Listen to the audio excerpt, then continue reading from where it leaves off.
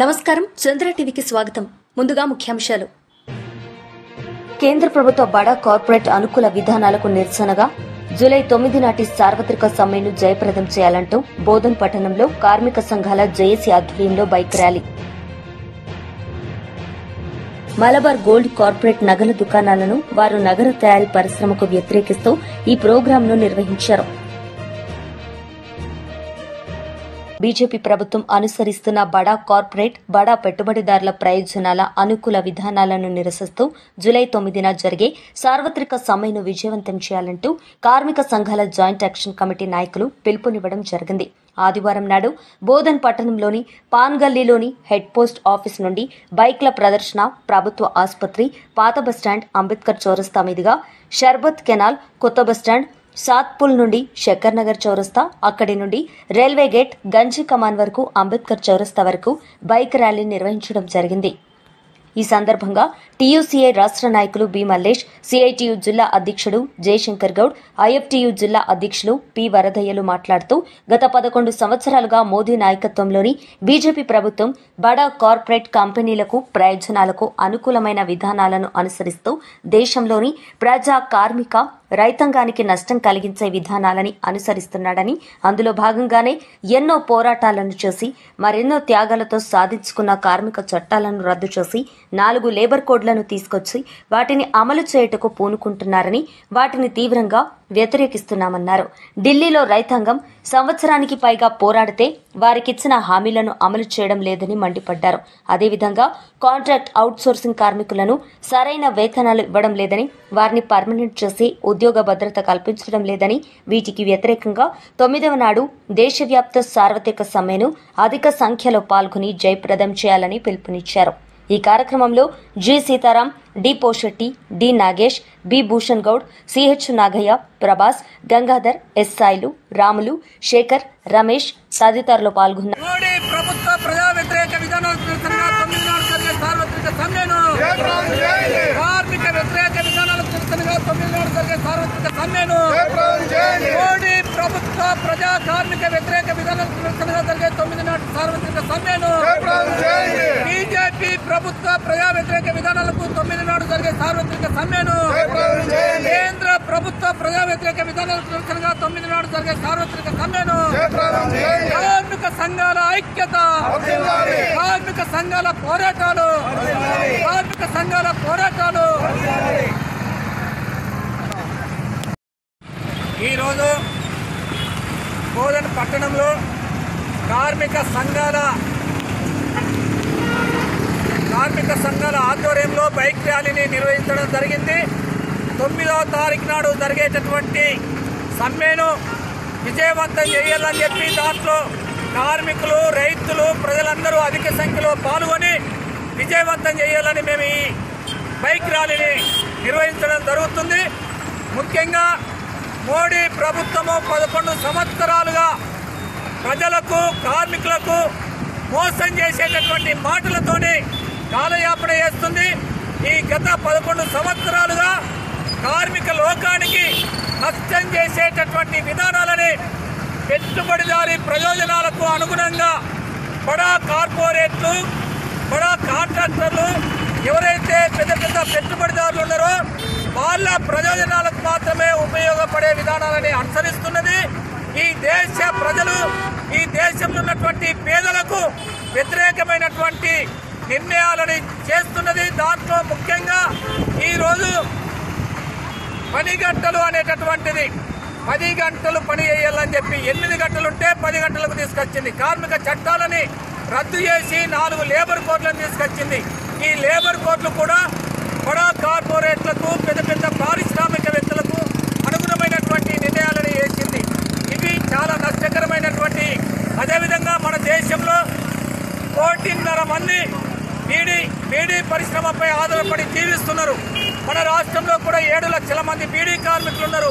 వాళ్ళందరికీ ఈరోజు మోడీ టేబుల్ పైన పెన్షన్ ఫైల్ ఉందని, ఆయన సంతకం పెడితే 3,000 అవుతుందని, 5,000 అవుతుందని, తర్వాత 7,500 అవుతుందని అబద్ధపు మాటలతోని, అదేవిధంగా 2016లో కార్మికులకందరికీ, ప్రజలకందరికీ పెద్ద నోట్లు రద్దు అయిపోతే జన్ ధన్ ఖాతాలు దిగింది.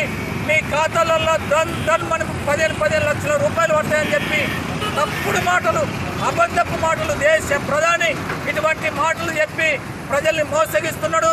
అందుకోసమే వీటికి వ్యతిరేకంగా 9వ తారీఖు నాడు జరిగే సార్వత్రిక సమ్మెలో అందరూ పాల్గొని జయప్రదం చేయాలని మేము అందరికీ విజ్ఞప్తి చేస్తున్నాం. నేడు బోధన్ జిల్లా ఆసుపత్రి ముందు Telangana medical contract and employees union ఆధ్వర్యంలో ధర్నా నిర్వహించి ఆసుపత్రి సూపరింటెండెంట్ రాహుల్ గారికి వినతి పత్రం సమర్పించడం జరిగింది.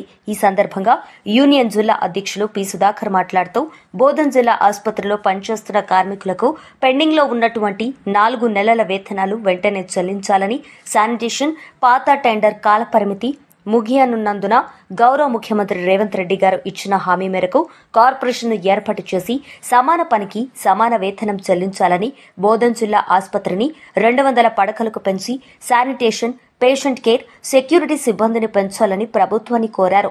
ఈ ధర్నా కార్యక్రమంలో యూనియన్ నాయకులు డి శంకర్, ఎం నాగమణి, సతీష్, దేవేందర్, అనిల్, ఈశ్వర్, వెంకటేష్, సాయిలు, సుదర్శన్ తదితర కార్మికులు పాల్గొన్నారు. నిజామాబాద్ జిల్లా బోధన్లో ఉన్నటువంటి ప్రభుత్వ ఆసుపత్రి బోధన్ జిల్లా ఆసుపత్రి పేరున్నది.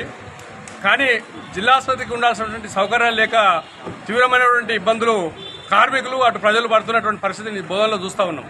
ప్రధానంగా బోధన్ జిల్లా ఆసుపత్రిలో ఉన్నటువంటి ఎవరైతే కార్మికులు ఉన్నారో ఈ కార్మికులకు సంబంధించి ఈరోజు హాస్పిటల్కి ఇక్కడ మహారాష్ట్ర నుంచి అదేవిధంగా కర్ణాటక నుంచి వస్తున్నటువంటి ఓపీ, ఐపీల వల్ల ఈరోజు సంఖ్య పెరుగుతూ ఉన్నది, రోగుల సంఖ్య.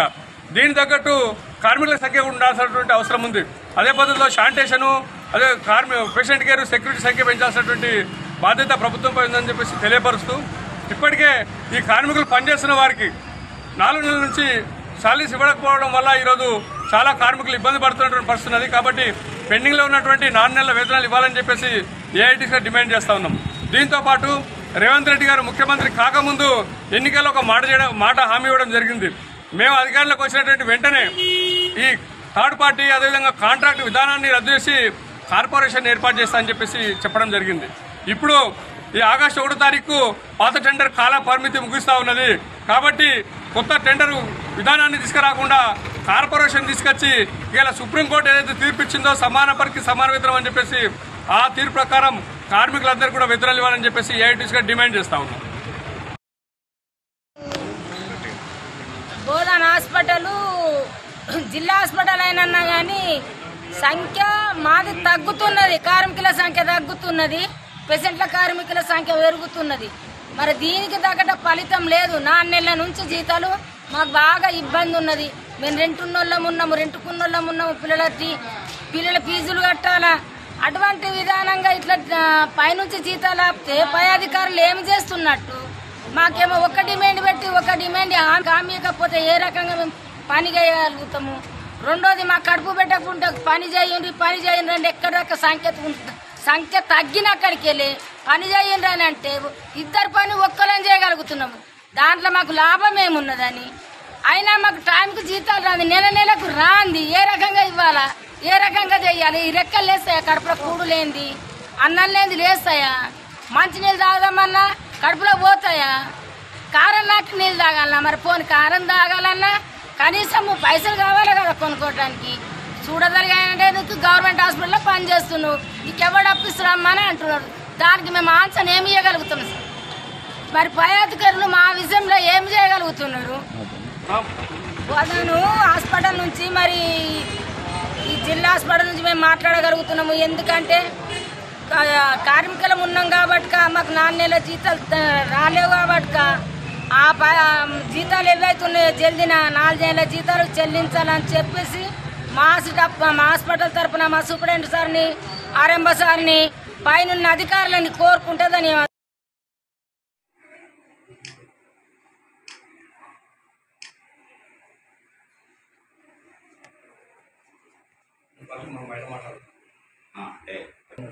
శానిటేషన్, పేషెంట్ కేర్, సెక్యూరిటీ సిబ్బంది 4 నెలలు పెండింగ్ సాలరీ.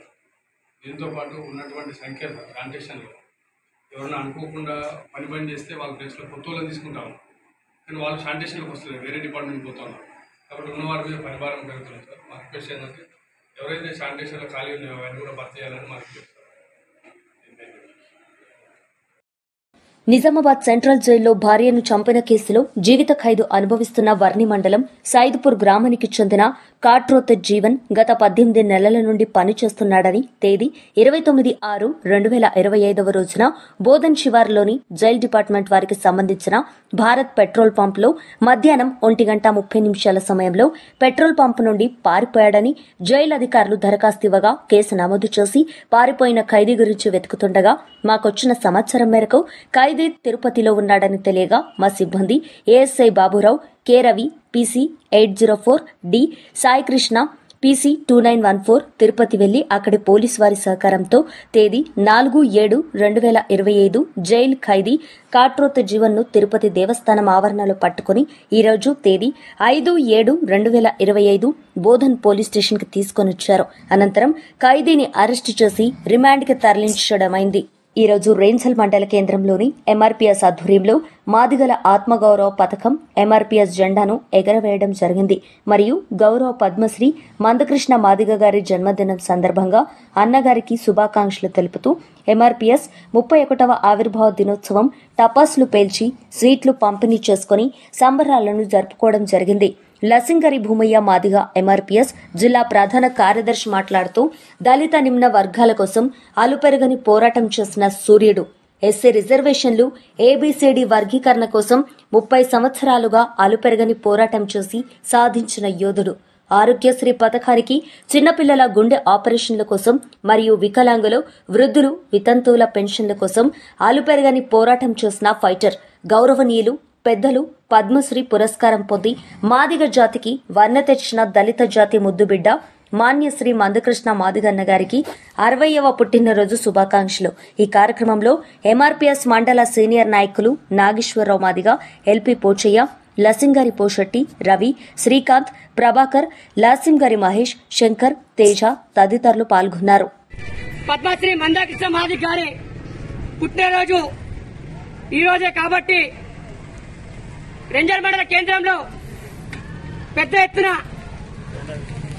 ఎంఆర్పీఎస్ జెండాను మాదిగల ఆత్మగౌరవ పథకమైనటువంటి ఎంఆర్పీఎస్ జెండాను ఎగరవేయడం జరిగింది. మరియు నేటికి 31 సంవత్సరాలు కూడా సుదీర్ఘంగా ఎంఆర్పీఎస్ రిజర్వేషన్ల కోసం పోరాడి వాటి యొక్క ఫలితాలను సాధించి పెట్టిన ఘనత ఉద్యమానికి అండగా ఉన్నటువంటి అందరికి కూడా, మరియు అదే సమయంలో రాజకీయంగా వర్గీకరణకు మద్దతు ఇచ్చినటువంటి పాలకులందరికీ కూడా పేరు పేరున ప్రతి ఒక్కరికి ఎంఆర్పీఎస్ తరపున సామాజిక ఉద్యమం తెలియజేస్తున్నాను. ఈ రోజుతో మా మాదిగల యొక్క కళ సాకారమైంది. అదే సమయంలో మాదిగ ఉప కులాలు కూడా ఈ యొక్క ఎస్సీ రిజర్వేషన్ వర్గీకరణను ఉపయోగించుకుంటూనే కూడా పై స్థాయికి రావాల్సిందిగా మేము విజ్ఞప్తి చేస్తా ఉన్నాము. అఖిల భారతీయ విశ్వకర్మ మహాసభ రాష్ట్ర అధ్యక్షుడు కాలేజ్ జగన్నాథం ఆదేశాల ప్రకారం నిజామాబాద్ జిల్లా వర్కింగ్ ప్రెసిడెంట్ శ్రీరామ్ మహిపాల్ ఆధ్వర్యంలో నిర్వహించిన హైదరాబాద్ లో మలబార్ గోల్డ్ కార్పొరేట్ నగల దుకాణాలను వారు నగర తయారీ పరిశ్రమకు వ్యతిరేకిస్తూ, అలాగే విశ్వ బ్రాహ్మణుల విశ్వకర్మ ఉపాధి కోల్పోతున్న సందర్భంగా ఈ ప్రోగ్రాంను నిర్వహించారు. ఈ రోజు ప్రోగ్రాంలో వేల్పూర్ మండలం అధ్యక్షులు నూనె గంగాధర్, ఆర్మూర్ జనరల్ సెక్రటరీ శ్రీరామ్ నర్సయ్య, విశ్వకర్మ యువజన సంఘం అధ్యక్షుడు రాగి నరేష్, కళ్యాణ్, శ్రీకాంత్, నూనె మునాల్, తాడూరి నరేష్, రవి, ప్రదీప్, నిఖిల్ తదితరులు పాల్గొన్నారు.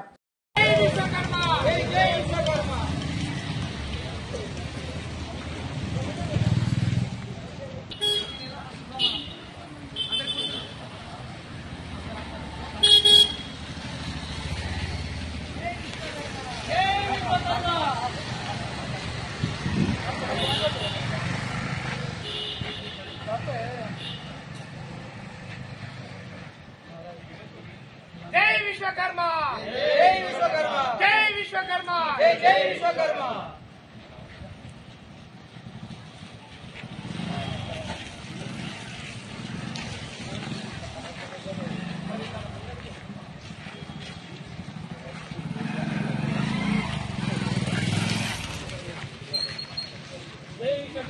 జై విశ్వకర్మ.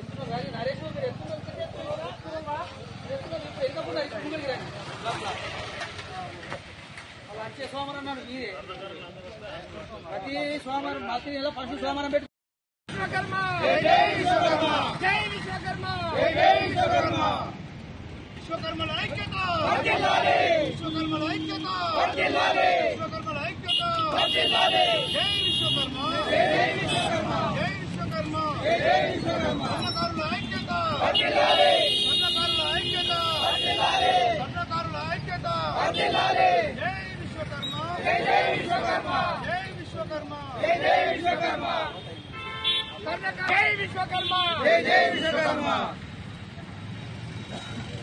స్వర్ణకారుల ఐక్యత వర్ధిల్లాలి స్వర్ణకారుల ఐక్యత వర్ధిల్లాలి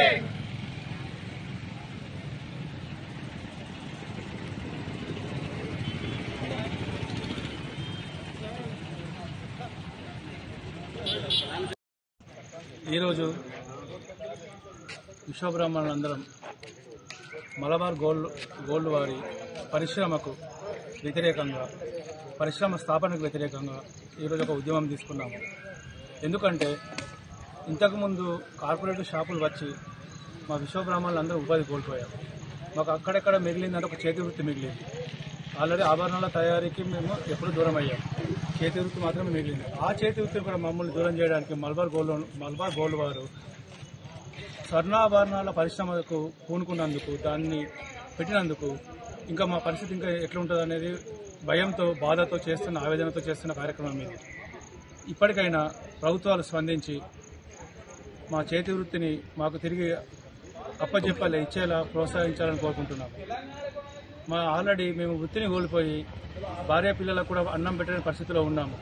మాకు పనిచేసి పనికి ఉపయోగించే యాసిడ్ మాకు ఈరోజు అన్నమైంది.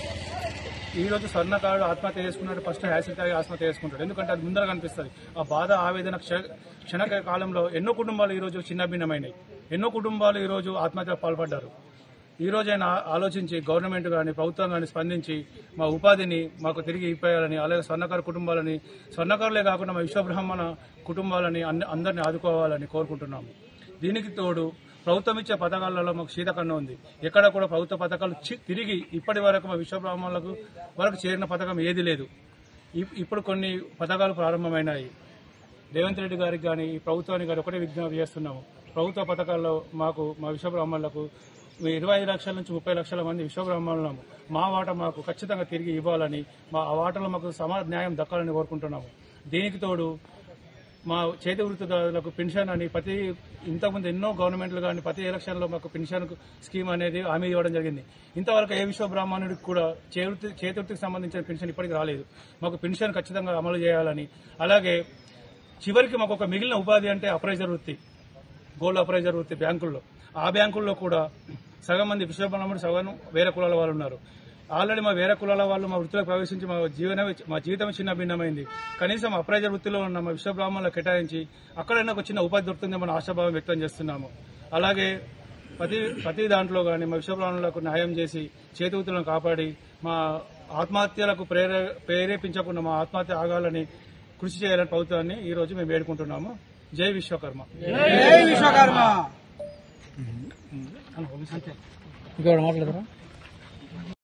వార్తలు ముగించే ముందు ముఖ్యాంశాలు మరోసారి.